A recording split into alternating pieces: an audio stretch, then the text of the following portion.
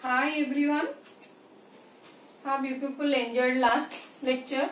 That is the magnetic field due to circular coil. Little bit of lengthy video and tough part of this chapter. But I have tried my best to convince you people. I don't know whether you people have understood or not. If any doubt, please leave a comment in comment section box so that I can address your problem. So today we are going to start with another topic, again magnetic field, but now this time with solenoid. Okay, very important again. For exam purpose also very important. 3 markers, 2 markers, 1 markers comes from this section, and those students who will continue in science, again this same repetition with extra syllabus they will get in class 12th. Okay, so first we will try to understand what is this solenoid, by the way. Coil you know, where you know, then what is this solenoid? In every book you will get a definition like this. An insulated copper wire wound on a cylindrical cardboard or plastic tube such that you will get your solenoid. That means a copper wire wound on a tube like structure where you have more length if you compare to diameter, and that is your solenoid. We will now try to understand what this definition actually conveying us. What information it is trying to give us. First, an insulated copper wire. But why this insulation of copper wire? I think everybody knows. What is this insulation? Insulation means copper wire, that is your conducting wire. So copper wire coated with non-conducting material like plastic. Okay, and you know why this insulation requires. So now we will try to understand or visualize this. As we have already discussed,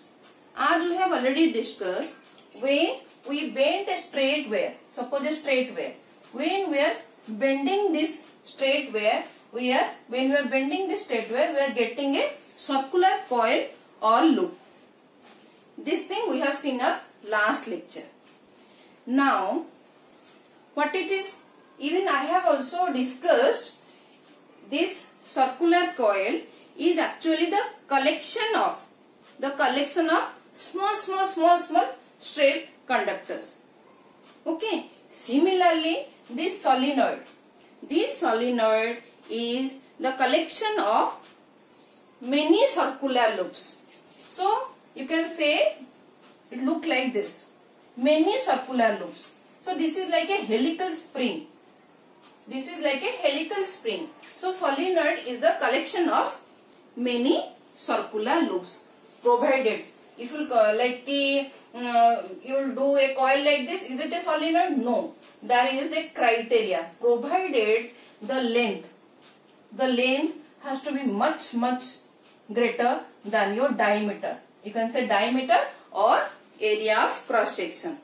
So your length of the solenoid, that circular loop, the collection of circular loop, it has to be very large in comparison to the area cross section. I think everybody understood what is the area cross section. What is the area cross section? Suppose this is your area cross section. Got it? And this is your area cross section. And you can see area cross section is related to your diameter. So this length has to be very large if we will compare to your area cross section or diameter. Okay? Then what we will do? We will do an experiment to find out the magnetic field. As we have done in our last 2 lectures in case of straight conductor, straight current carry conductor, and again in case of circular loop. So what we will do, insulated copper wire wound over a plastic tube. So I can show you like this. Suppose this is your wire, this is your copper wire, and this is a plastic tube. Okay, any material you take, now wound it like this. Okay, don't overlap it. So it will not solve our purpose. Turn has to be these turns, circular turns has to be distinct. Okay, equally spaced circular turns and two ends, through these two ends connect a battery source and current will flow. After that we will do our experiment. So this is actually solenoid. It is very simple, you can see. Okay. So what we will do, we will now try to find out the pattern of the magnetic field due to the solenoid. So this is your solenoid. You can see the from the diagram. So this is your circular turns. Okay. Now it is connected to a source, battery. Okay. Then variable resistance to change the current amount. Then a key. When you close the key, again what will happen? This is a closed circuit. That means current will flow.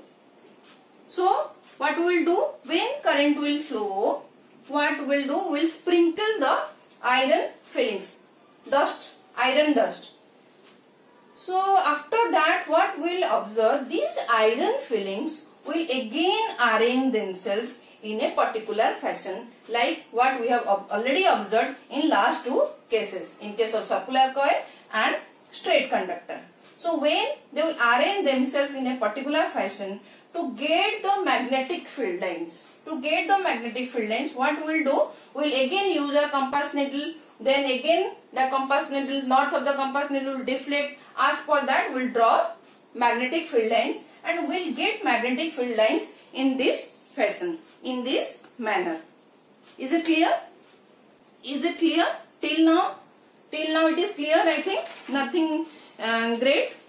Now we will try to understand how we are getting this magnetic field lines. Why this type of magnetic field lines we are getting in case of solenoid. We will try to visualize now.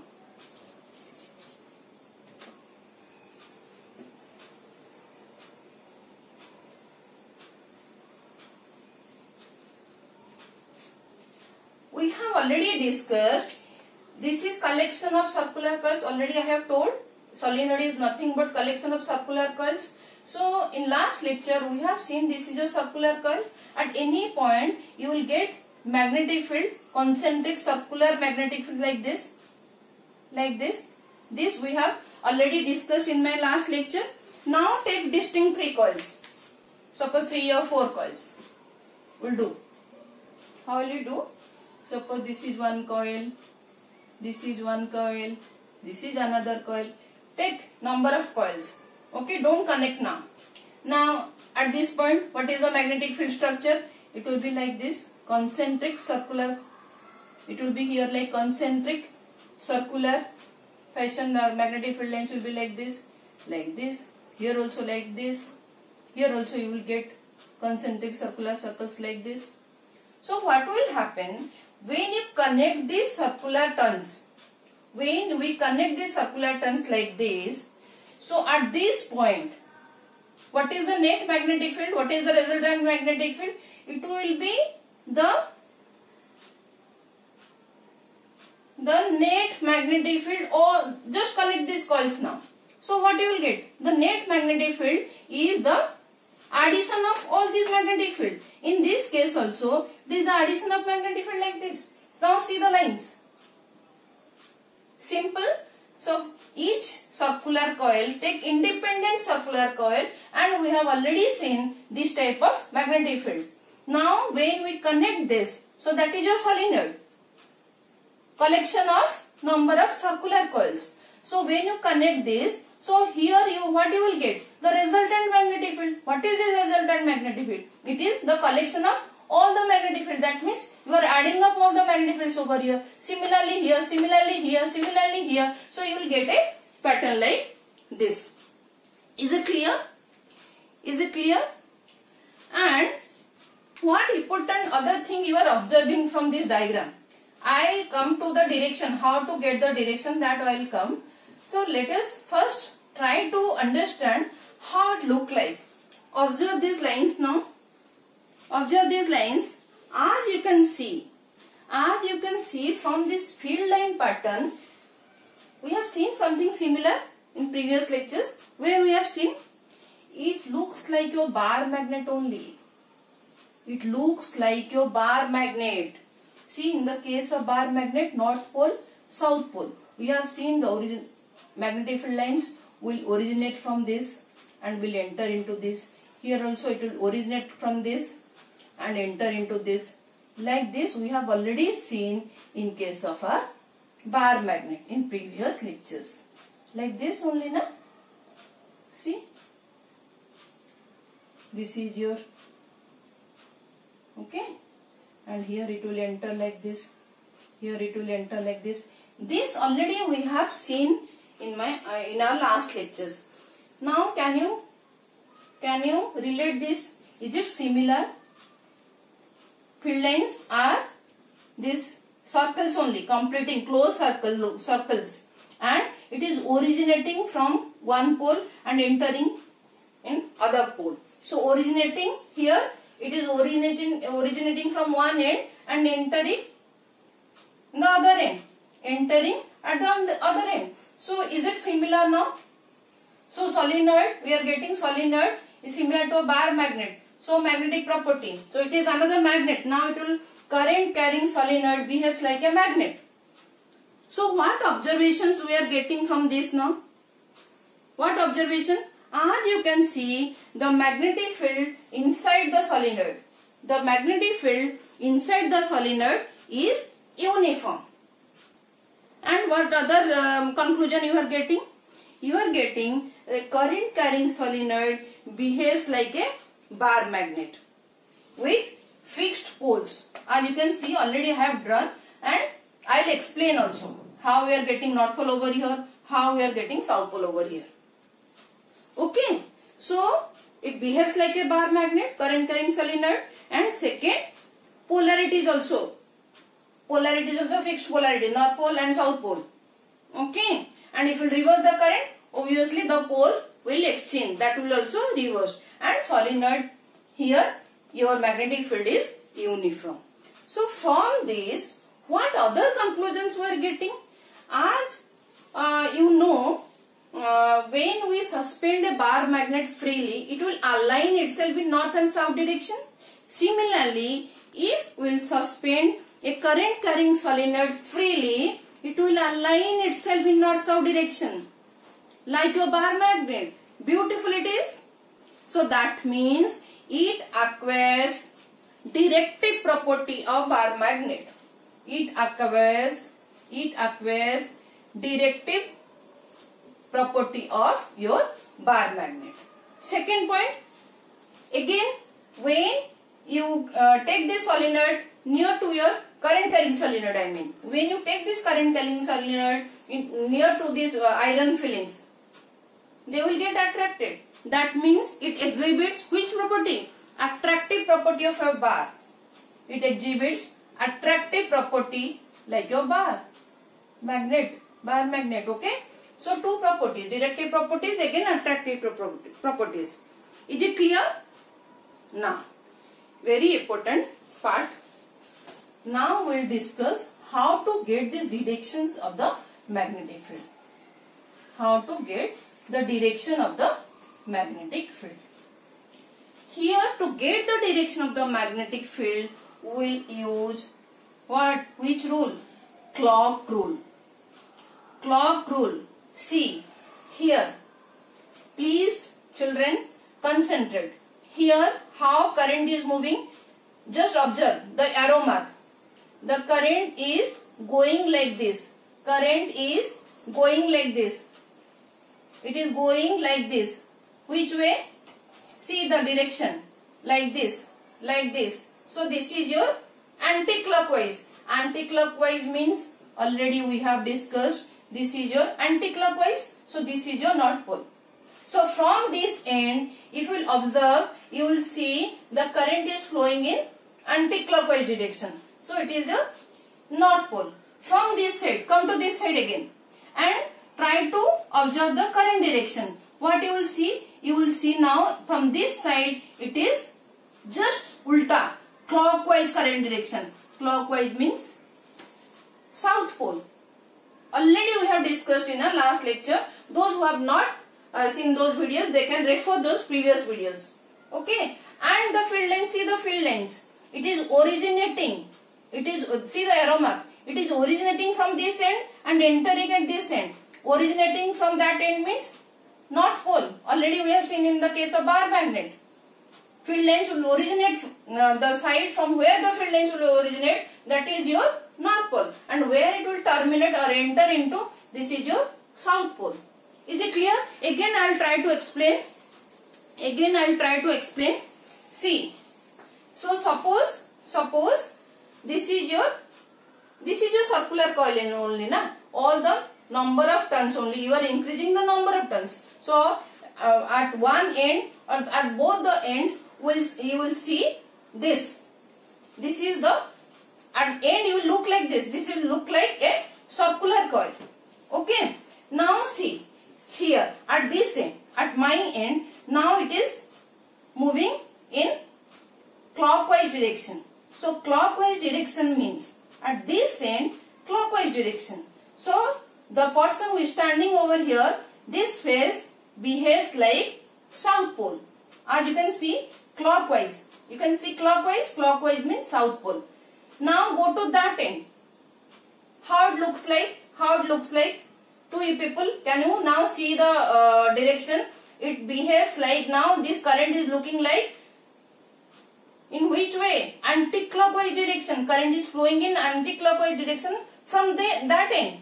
So for this end, if you look the current flow from this end, this phase will behave like your North Pole.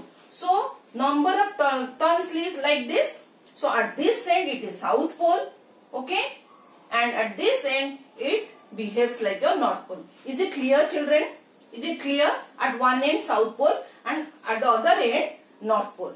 This is your clockwise. Similar way, see the arrow. See, this is your anti-clockwise. See here, this is your clockwise. Hope I am clear with this. Hope I am clear with the direction of the magnetic field. Which rule you will apply? You will apply your clock rule. Okay. Now, next part. Very important part again. Factors affecting the strength of the magnetic field. The factors. Should I draw this diagram right now? Is it clear, children? If any doubt, please leave a comment in comment section box, so that in next lecture again I will try to explain the same thing. Okay. So I am rubbing this off so that we can discuss the factors affecting the strength of the magnetic field. Very important for exam purpose again. Okay. Please children concentrate. This is the easiest part of the topic. As we have seen, factors, we will discuss factors affecting your strength of the magnetic field. That is your B. Factors affecting the strength of the magnetic field. It is a vector quantity. You are going to study again because you can see the direction is there important. So factors affecting your strength of the magnetic field. As we have seen, as you increase the current, how you increase the current in the circuit? Resistance, variable resistance you are connecting. So change the resistance. That means you will connect small resistance in the circuit. So more current will flow. So when current amount increases, your strength of the magnetic field also increases. Okay. Now second point. If number of turns increases, number of turns of the coils. If number of turns increases, your number of turns, already we have seen in last lecture, N, capital N. If it increases, then magnetic field also increases. Why? More number of turns means more current will flow. If more current, then more magnetic field. As you can see, if you increase the number of turns, what will happen to the length of the conductor? Can you tell me? If you increase the number of turns, actually you are increasing the length of the solenoid. And in my last lecture, I have told how magnitude of this strength of the magnetic field depends on your length of the conductor also. And you are going to say it again in class 12 in detail. So here also we can little bit you can visualize this. Number of turns of the coil we are increasing means actually increasing the length of the conductor. That means if the length of the conductor increases, your magnetic field also increases. So here formula is B is proportional to I in this case. First point. Second point, B is proportional to small n. What is this small n again? This small n is nothing here. This small n is capital N by L. That means number of turns per unit length. Number of turns per unit length. If you are increasing that per unit length, suppose this is your unit length, in place of 2 turns you are giving 5 turns. Obviously more turns means more magnetic field. So this small n is N by L, number of turns per unit length, and you can combine these two and you can write B is proportional to Ni. Clear? These 2 points, factors affecting your strength of the magnetic field. One more thing is also there, that is not in your book, but it is a very important one, and again you will see it in class 12. I am trying to explain the third point. What is the third point? If you will introduce or you will place a soft iron core, this is your